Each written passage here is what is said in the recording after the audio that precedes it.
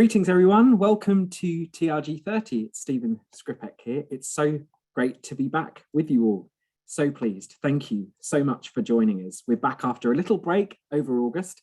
I hope you all managed to get some moments of downtime over the summer. Jill, Caitlin, and I have certainly missed being with you all in these fortnightly sessions. So I want to thank all of those who've chosen to register again and join us again. You mad things coming back through us through the fall and autumn through this series of TRG 30 again. And welcome to those new to TRG 30. This will continue to be a place that we discuss bold change for our collective resilience, but we know you're at a place where things are changing. We're reopening. There's still some uncertainty in the air, and depending on where you're joining us from in the world, our pandemics and plans are pacing and having impact in different and still sad ways. At TRG, we promise to do our best to keep walking alongside you and supporting you in whatever ways you need. So TRG 30 will continue to evolve. And first with this week, where our conversation isn't so bold as much as it is practical. Today, we're talking about the opportunity, and we'd argue necessity, for cross-working departmentally across campaigns with your colleagues to ensure a successful year end. Now, whatever your financial outlook, we know the autumn fall has many campaigns that need to be successful and crucially drives a significant proportion of our annual revenue. So how do we make sure that your ticket, subscription, membership and donation campaigns are in lockstep and supporting each other over the coming months, and especially December? Joining me is my lovely colleague, Caitlin, who may or may not have power for the full 30 minutes. Caitlin, you've got the remnants of Hurricane Ida there. I think you should actually be outside in a bright yellow Mac, really, reporting live from outside. Live from the weather event that we're experiencing here in Pittsburgh. It's so nice to be back. Hi, Stephen. Hello, everyone. And just a note out to so many of my colleagues and friends across the states who may be impacted now by fires and floods and storms and hurricanes. Nature did not take much time off in August. So we're thinking of all of you and know that you've got a lot on your plates right now. So yes, stay dry, stay safe. And today we'll talk a little bit about working together, right, Stephen? That's right. So look, minimize your emails, close half of the 25 tabs on your browser and have a listen out for these things today. Let's take this 30 minutes together. Here are the things you should listen out for. Remembering that we're all working towards the same institutional goals. Collaboration is a theme of our time today. Tactics, how can you switch things up to economize and maximize and make most efficient use of your resources? And there's some action, whatever you might take from today, there's something that you can do. And one thing for sure that Caitlin's going to talk to you about is taking some time on the calendar right now to talk through the campaigns that we're going to discuss with your colleagues. Look, keep chat open. You can add your comments and narrative to the discussion. Remember to ensure your comment goes to everyone and not just panelists. And there's time for a Q&A as always at the end. So be sure to submit your questions. We'll make sure that we get to those with you today. So why have we decided our first TRG 30 back is about these campaigns? There's three reasons that come straight from what we're observing with clients and peers and also crucially seeing in data. In pre-pandemic years, you likely had a different rhythm, pattern, and certainty that didn't necessarily have all of these campaigns overlapping. But with nearly all of our clients, we're seeing that delayed season announcements and rolling ticket on sales are causing a bit of a pile-up in the campaign communications queue, with much of it converging over the coming months in the latter part of this calendar year. Couple that with the challenging sales goals that we have, or donation goals, and we have a bit of a perfect storm, a storm of disorientation. The last year and a half has been, by all accounts, a disorienting, exhausting spin, a bit like a gyroscope. And so resettling and finding the ground takes a minute. And Caitlin, I don't know about you, but I remember being at my last venue and feeling like I was in firefighting mode sometimes when the going got tough, and that's without a pandemic. The challenge we have right now is that quick decisions and shortcuts may not ultimately serve you, your organizations, or your patrons. Things like segmentation, which we've talked about almost every other week on TRG 30, custom letters, tailored appeals, data-led investment. It takes time. And we're seeing that get cut out of campaign plans right now. And this will negatively impact results. And we're seeing that, aren't we, Caitlin? Yeah, absolutely. I mean, even when we have the best of intentions, all of a sudden we get into needing to implement and we've lost the time, we've lost the resources, and we take these shortcuts and we're seeing group sales fall behind, and not just from schools.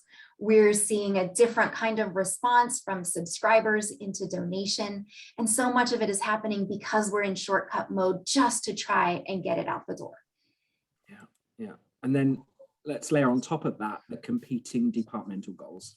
You just mentioned a couple of them, right? People, your people, my revenue, your revenue. In an ideal world, that shouldn't be a thing. We're all on the same team, right? Working towards one mission, a just cause to fulfill our purpose and promise in our community. Healthy competition is one thing, but possessiveness and silos are another entirely. And in some cases, remote working has actually improved relations, flattened hierarchy. But in others, it's aggravated strained relationships and communications. When we're not in an office together, we can't hear our colleagues' impromptu conversations or see what's coming off the shared printer or get a glimpse of each other's whiteboards. And this gyroscope spinning is causing these shortcuts, this paralysis, and so's the pandemic. There's a lot we can't control right now, but there is something we can. And what we're seeing both in benchmark data and also with clients that we're working with is those that have a strong grip on their campaigns are seeing strong success right now. They're building consumer confidence and generating much welcome transactions and revenue. We've just released our new insights report, as I mentioned, from the benchmark, and it makes for some sobering reading because assuming sales trajectories are consistent with pre-pandemic years, holiday programs could fall short of where they need to be by $65 million in North America and £32 million in the UK. And to make up for that shortfall, we're going to need more sales later in the cycle, perhaps more aggressive and robust campaigns to generate them. And there's still, Delta variant, other potential variants in the mix that could come along and spin that gyroscope again. Caitlin's dropped a link in chat for the full detail of this data in the report on our website. Okay, so deep breath. How do you feel about all of this? I still feel disoriented. What needs to come first? It's already September, the 1st of September, basically autumn in the UK.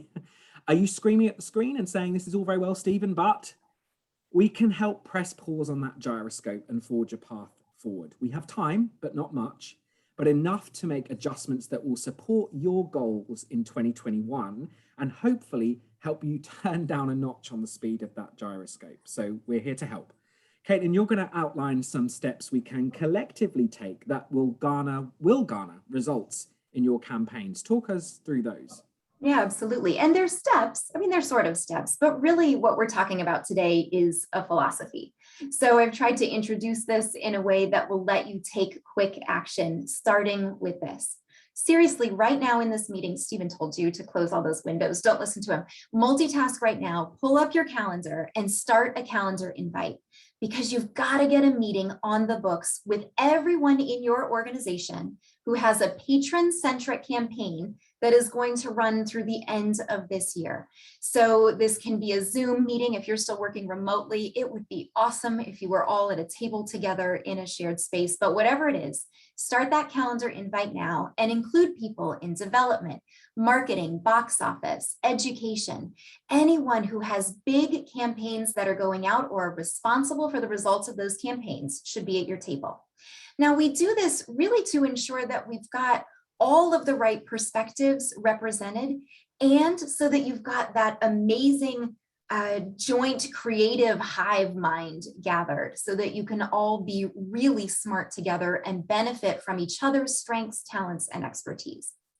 If you're in a small organization, you might be thinking to me right now, Caitlin, I'm all of those things. I am box office and development and marketing. I get it. I know what that can feel like. So bring someone else to your table, somebody from another organization, colleagues who work in the same way that you do, so that you can expand your thinking for just a minute and you can challenge the way that you've done things before. We've talked about this in previous sessions, but sometimes having that open conversation will let you poke holes in good and right places and make really smart strategic advances in your campaigns. Okay, so you have a meeting. Meetings should come with agendas. Of course, we love a good agenda. This is the banana lemon agenda that we want you to set for the first part of this meeting. Now, your agenda is really twofold. The first is really understanding who each campaign is targeting and what the goals are for those campaigns, revenue goals, unit goals, other metrics of success that are important to each of your campaigns. Which segments are going to be targeted? And remember, we believe that all campaigns should have segmented, targeted, bespoke messaging. When we do, the results always improve. And then where are you also seeing goals overlap? So make a big old Venn diagram, do what you need to do in Excel, you'll find the right structure for it. But the first part of the meeting is just to get everything out on the table and then to define where you've got overlap. Where do you have yellow fruit across all of your campaigns? I'm realizing before I did a lot of analogies with desserts, and I thought I would make us a bit healthier today. So today you'll see some fruit. Perhaps we'll go into proteins here in 2 weeks, Stephen. I did not see the dessert version of this, and I would have had something to say about it if you did. Yeah, okay, good. Well, I'm glad we can all acknowledge that I'm constantly hungry as we're playing TRG 30s. I don't want anyone here to feel like you need to be scared of where there's overlap. You are going to have it, but you just want to be able to identify it because that's where you have extraordinary opportunity. And that takes us into the next step. The next step is also kind of easy. You want to pair up all the easy stuff. Collaboratively, you want to decide how you want to prioritize or combine appeals campaigns for each segment. Now, some of these are going to be really, really easy decisions because it only makes sense for marketing to talk to this specific segment about coming back to a specific event. And others will be really clearly need to work just for development in talking to renewing major donors. Some of these will be really, really obvious. Note that, and then clear it off the table. These are things that we know how to manage these relationships. So some examples of this is that marketing likely won't need to be talking to people who've already purchased tickets for year-end events. But that's a great time to turn those leads over to development for stewardship campaigns, to box office for stewardship campaigns. So, Stephen, we see conflict here on a pretty regular basis. I've just sort of given an example, but where else do you see it? Where are you seeing this with your clients, particularly in the UK? Yeah, I think it's interesting, right? There's a challenge to get members re-engaged right now. There are on sale after on sale after on sales, often where programming is coming in hot off the press. And so I think some of that is in the amount and frequency of communication that we might have to some of these key segments. So that's where I'm seeing a bit of that challenge. I think also there is still donation campaigns that are crucial right now and the need to finish those campaigns. There's actually a comment coming from Peter around where major and principal gifts come into play in here actually, and the types of communications that we might have to them. I mean, maybe we'll come back into that in a little bit more detail in the questions at the end, but all of these folks are segments in different ways, right? Yeah, I mean, I think talking about major donors in this kind of space is really critical because not only do you have development teams who are responsible for securing and managing the investments that they make, but you do have marketing and box office teams who are there to participate in stewardship to help increase engagement and participation from those major donors. So absolutely, they should be a part of the conversation and understanding what the right appeal, the right next step is for them in this crazy time of December that so many organizations are looking at. Peter, we can come back to that a bit more if you have questions, and I welcome others to respond to Peter in chat as well as we move forward. Okay, so you're going to pair up this easy stuff, knowing that there are some segments that are only for specific campaigns. And then we get to the really meaty part of this discussion. We've got to dig in where there's overlap. This is where you have extraordinary opportunity.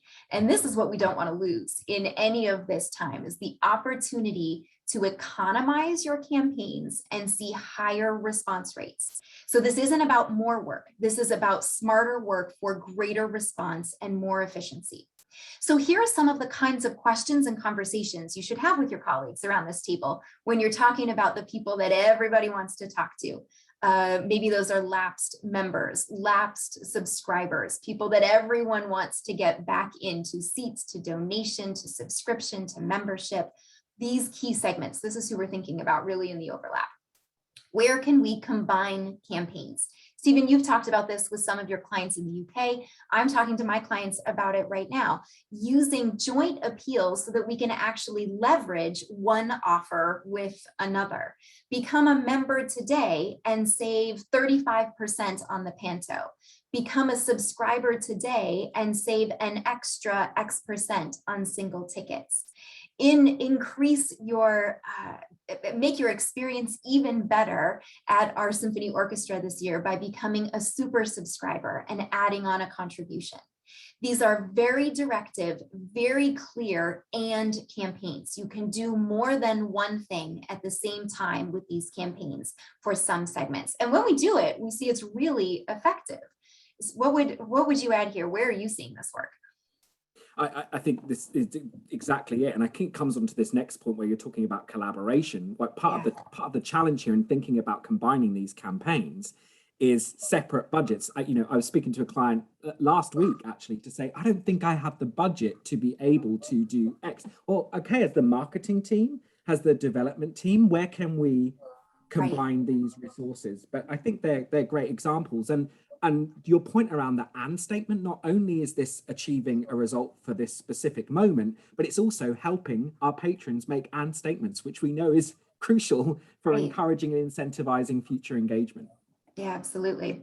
So Stephen, you just talked a little bit about collaborating on resources. Maybe that means budgets, but it also means staff resources and staff time. So getting your campaigns really clearly articulated organization-wide, it's going to take pressure off marketing if development, you're expecting them to turn around new letterhead and new appeal structures for you at the end of the year. Marketing, talking to development now and knowing that they're about to go out to all of their donors for renewal and you've got subscription on the heels. How do we start getting on the phone to talk to these people at the same time? We're trying to really align resources here so that your patrons aren't seeing one appeal after another from your organization come to them. Let's talk to them like the one whole person that we know that they are. And to do this, you all have to talk to each other in that same way. You know these things, and many of you do this really brilliantly. This is the provocation to say, spend the time to do that really brilliantly right now. So then we've got to manage these organizational timelines. You have people who need to pull all the lists, do some analysis, create your emails, write your letters, design your letterhead, take it to the post office and stuff whatever envelopes you've got stuffed. You need to make sure that you can make each one of these campaigns happen with the resources that you have. If you can't, and the timeline can't change, then you've got to find new resources. You'll have to invest to make sure that that works and that your response to it isn't, we'll just drop this campaign or we'll drop this touch point, because when that happens, it always, every single time will have a negative impact on the final results of your campaign. Then the last piece here, something that I sort of mentioned, but I really want to get to this because I think it's really important. You've got this whole team around the table. You should talk together about what success will look like in overlapped campaigns. Yes, you've got unit and revenue goals, but what other metrics are key to that success? What percentage of people do we want to see coming back in these and capacities, people who've done more than one thing? Maybe your success metrics are about how you work together. Maybe it means all of a sudden your key data puller doesn't have to work 80 hours the week before you need to get your subscription mailer out because you've given them a different timeline. You know where the hurdles are in your organization, so set some goals to define success that means you have achieved, that you have cleared those hurdles, that you've been able to move around them. So by the end of this meeting, and it may be more than one meeting, but by the end of this meeting, here's what you all as a team should have. You should have a plan for each of the audience segments that you identified up there at the top of your call. And then you want to have identified opportunities to combine and leverage appeals. Where can we put all of these segments together and give them 2 appeals at once? How are we messaging that appeal? You want an organizational timeline that says, here's not only when these things land and when these pieces land, but working backwards, what we need in-house to be able to get ready for that so that we're sharing this data and doing it in really good, smart ways. You should schedule a follow-up or a series of follow-ups with this same team throughout your campaign cycle to keep each other abreast of changes, of variables that may well come in and necessitate a shift and agility in your work going forward, and to share your successes. And then, of course, make sure you have those definitions of what a successful collaborative campaign is going to look like. And don't have 27 of them, have 3. Have 4, have a handful at most, so that you can all stay really aligned about what success looks like in this campaign.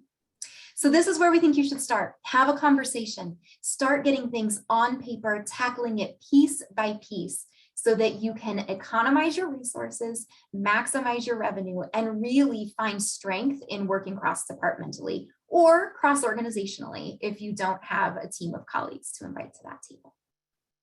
All right, Stephen. Thanks, Caitlin. We're going to get to your questions, and while you submit those, I hope that's left you with some bite-sized steps you can take. If you need our help here, you can contact us every which way, including live chat on our website. We'll find someone to help you. Caitlin, you also have an upcoming deeper dive session that focuses on our holiday or blockbuster shows this fall, autumn. Tell us about that. Yeah, I do. So for 90 minutes, we're going to talk about how to really maximize blockbuster campaign sales, pantos, nutcrackers, Christmas carols, whatever you've got. Really, we're tailoring this toward the end of this year, but if your big something is happening in early 2022, come to this session. This is a reminder of best practices. So this is really going to help you get out of that gyroscope where everything's spinning and nothing has been what it used to be or predictable or right or normal in the last year and a half. Get yourself firmly planted so that you know what direction you want to take in this campaign.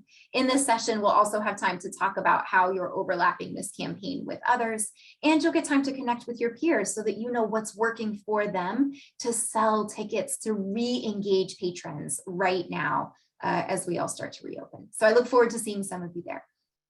Great. Thanks, Caitlin. I referenced some data from the Benchmark Insights too. If you're in the benchmark, you can log in today to see how you're faring in the benchmark, and the latest report is available on our website along with other resources. But if there's anything else that we can help you with, live chats on there, we will help you. So let's go to questions. Yeah. Ben has submitted an important question, one we talk about outside of pandemic times too, the idea of what we need to stop doing. Ben says part of the unacknowledged complication in this moment is that many organizations are not fully staffed in any department, are in the process of hiring and onboarding, which is a challenge in itself, are being forced to make a new set of decisions around the COVID reemergence with frequent new uncertainty about those specifics. And there's a lot of time that needs to be given to that too, right? So what do we need to stop doing, at least for the moment, to free up time and energy and resources to do just what you've recommended today? Well, Ben's asked the $1 million question. If only there was just one thing we can stop doing. I have thoughts, but I think the biggest thought there, Ben, and to everyone, because you asked the question that I think is on everyone's mind right now, is taking a moment to reflect on what you can stop doing, that we don't have to say yes to everything. And the way that we would recommend you go through this is to pull way back and way up and say, what are our institutional goals? And then start to zoom back in and say, which of my time-consuming activities gets us closer to those goals and which is not propelling us fast enough, far enough in this moment. So there might be broad things that you need to stop doing. Maybe you need to stop doing that education program that's extraordinary, but it takes 80% of your time. And right now you can't serve enough people in it for it to get the results that you need. Maybe you postpone an entire program.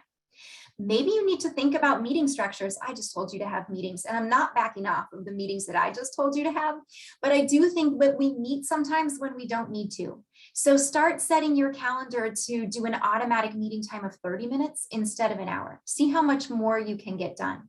So I think it's sometimes about little nips and tucks, and sometimes it's a true overhaul that says organizationally, this is not going to advance us in the ways that we need to survive or thrive in the next 4 months.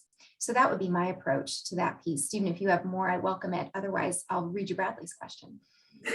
Well, I think that there are lots of leaders on TRG 30 listening to us today, and I think also giving permission to stop is really, really key. And providing that clarity of focus, to your point around where this is where we need to focus right now. If it doesn't relate to this, it's okay. It's okay. Yeah. And I think that permission and that modeling of that behavior is helpful too. And this ties in, I think, a little bit with Bradley's question, doesn't it, Caitlin? It does. So Bradley has said, do you have advice for getting the attention of colleagues and patrons who are burnt out and generally less responsive than they have been historically? Streamlining communications is one answer you've given, but what others might you have? Stephen, do you have any in your back pocket that you'd share? Well, I'm just thinking a little bit around how we're tackling this at TRG at the moment, Caitlin, yeah. and how we're talking about it and what we need. And I think that, again, it's time and what time we have, but the time to check in with our colleagues and ask what's needed to help fill our tanks. Yeah. That's been really, really helpful. And I think if possible, we're lucky enough to have had the opportunity to have a week out as a company, a couple of weeks to go to help us recharge and reconnect. And whether it be a day or 2 days, a way that your company can stop and take stock, I would really recommend it. And I know that might be laughable in some situations, but actually how we protect ourselves and our creative energy, we're all creative people, is really, really crucial. But I recommend opening up the discussion and asking what your colleagues and peers need. And I think if there are any examples that any of you on this call would have and share that you've implemented in your organizations here, please do share in chat with your colleagues, because we'd love to hear your examples. I think that empathy is also a big part of it. We've been talking about empathy throughout the pandemic in our patron communications. It's an internal communication tool too. How do we lead with that as we start meetings? How can we acknowledge what people are going through while we're talking about things that need to get done? So I think some of this also has to really come with candor in those conversations. Stephen, we have another question here from Heather, who says, how do you avoid overwhelming a contact with calls for multiple spends, a donation, a ticket package, a purchase in the same moment? Can you give us some examples? Well, I think here about looking at these patrons and these segments and identifying what is the right and appropriate next relational step for them to take. Do you need them to go back into ticket buying behavior? Is their donation crucial? What's the net relationship outcome that you desire? And make that the focus of the next step. We can't necessarily do all things at once, but segmentation will really, really help here, and being clear and aligned around what the appropriate next step is. And as Caitlin said, and statements are okay. And to utilize a double ask as actually an incentive to get them to repeat that behavior. Just be clear and simple and tell the patron what you need them to do. That will be the best way to help garner the best result. And I think I come back to this word empathy, Caitlin. I think how we write those communications is really, really key as well, to make sure that the patron understands that we know we're talking to them and meeting them in a place that they're at. Totally. It's not a hard sell. Subscribe, donate, give, buy, attend. It's invitations, and it's invitations that will expand their experience and give them a better opportunity to engage with you and the work that you do in your organizations. We have two questions. One's fast and one's not. I want to do this fast question here. Okay. Someone has asked, do you think using the traditional methods of outdoor media, billboards, et cetera, is still worth it, or digital campaigns the way forward at the moment? Stephen, I don't know about you, but I'm counseling my clients not to go into outdoor unless they have gorgeously robust budgets. But we want to make sure we're spending in all of the direct measurable channels as robustly as we can before we move into some of these other spaces. There are good reasons not to. If you've got Hamilton coming, you might not need it at all. If you've got a big show that that's going to draw in tons and tons and tons of people, yes, maybe. But I think you've got to really put that one on the back burner until you have all of your direct communication shored up. And if it's not a well-known, easily visible title, that outdoor is almost not worth it anymore. Yeah. And so ask yourself, is this outdoor campaign for ego or is it to sell tickets? That can help make that decision too. We're going to have to stop, Caitlin. I know, we do. We're going to think about these questions, how we can incorporate them into future TRG 30. We will get back to you personally if your name is against this. But thank you so much for joining us. Join Caitlin at the deeper dive. That link is in chat. And don't forget to give us feedback after today. It will really, really help us planning going forwards. Thank you, Caitlin. Thank you, everyone. May the force be with you as we go into the fall. We love being with you in this time. So take care. Goodbye. Thanks, Stephen. Goodbye, everyone. Have a good day.